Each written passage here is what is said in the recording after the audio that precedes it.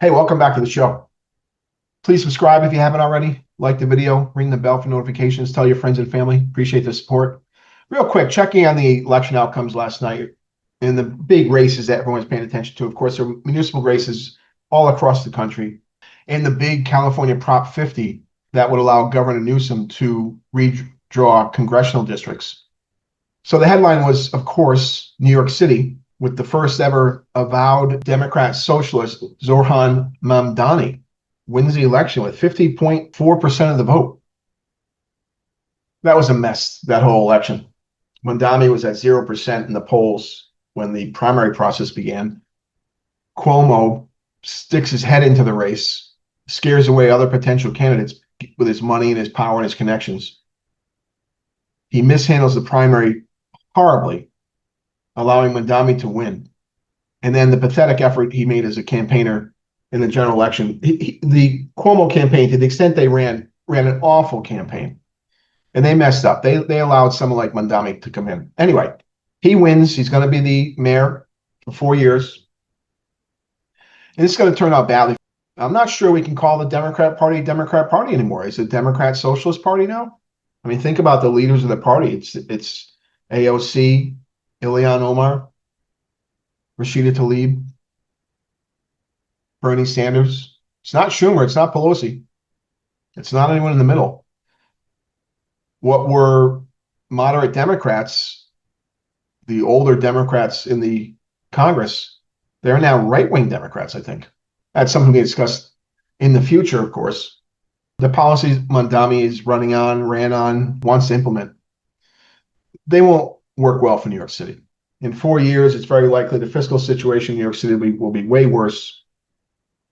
Public safety will be worse. Public education will be worse. Taxes will be higher. The city's likely to be dirtier, messier. We'll see. I hope for the best. I mean, every time there's an elected official in a powerful office, we should want the best outcome. Maybe he'll move to the center. Maybe he'll back off some of these policies. He does have a very left-leaning city council. New York City was going to lose population for sure on the higher end of the income scale, and corporations also. But I don't think it'll be an exodus. New York City's gone through a lot of things over the past 40, 50 years. There's an energy there. There's an attraction there that the wealthy love, young people love. It's a place to gain wealth. But there's going to be some negative consequences from this election for New York City for sure. And then there's a lot of headlines in the media today about how badly Republicans got beat up in these major races. That's just projection. The only extent that Republicans were excited about New Jersey or Virginia was that we bought into the polls again. The polls were horribly wrong, a little better in Virginia. But New Jersey, the polls were way off. And there was some excitement that, based on polling information, there was a chance for a Republican to win in a very blue state, Virginia or New Jersey. And as I said in my last podcast, the primary indicator on the list of indicators for success in election is voter registrations. And Democrats far outstrip Republicans in both New Jersey and Virginia. So truly not a surprise. There was excitement, no question. There was an effort. There was some hope. But no, Sears wasn't a great candidate. Chitterelli in New Jersey, so his third race. The only reason he got the victory in the primary this time was because he only lost by 3 points last time to Murphy. And so give me another shot. I almost did it. Well, he's done. He can't run anymore. Anyway, Sherelle won with 56.3% of the vote, so pretty wide margin. And let's hope for the best for her, of course. She has an interesting background. And she had some trouble with her background in the campaign, which Chitterelli really pounced on. But again, I want the best for her. I'd like her to help America grow stronger and more prosperous. And then Spanberger in Virginia won at 57.2%. Pretty wide margin again. And again, not that far off registration numbers. Spanberger also, could do good things. They both have national security backgrounds.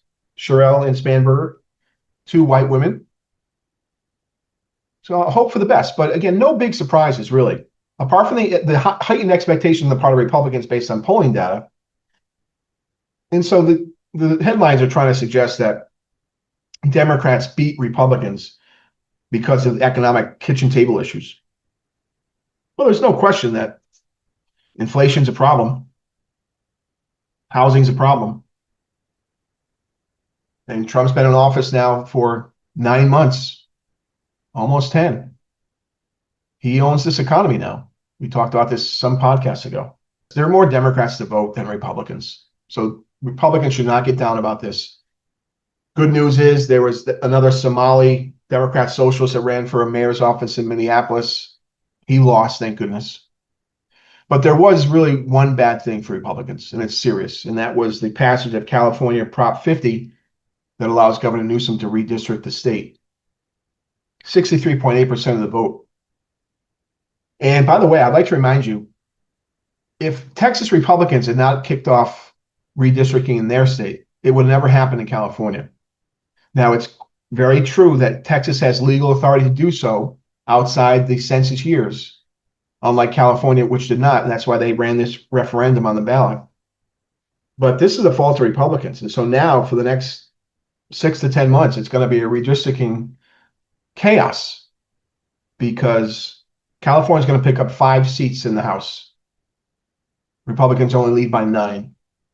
There's a very good shot, just because of what California did, that Trump could lose the House in 2026, be immediately impeached. He won't be removed from office, presumably, because Republicans should still have control of the Senate. But his agenda is going to be dead. He's going to have to work on executive order more than he is now. And remember, he has a new record for executive orders. So Republicans shouldn't be too worried about the governor's races or the mayor's race, except for the fact New York City is going to get clobbered.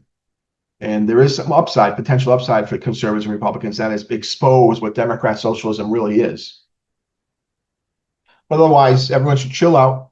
The press is on for 2026. Trump loses the House. His agenda's over. His last 2 years are done. And he goes out as a weak president. All right, folks, that's all I have for you right now. Always try to buy American.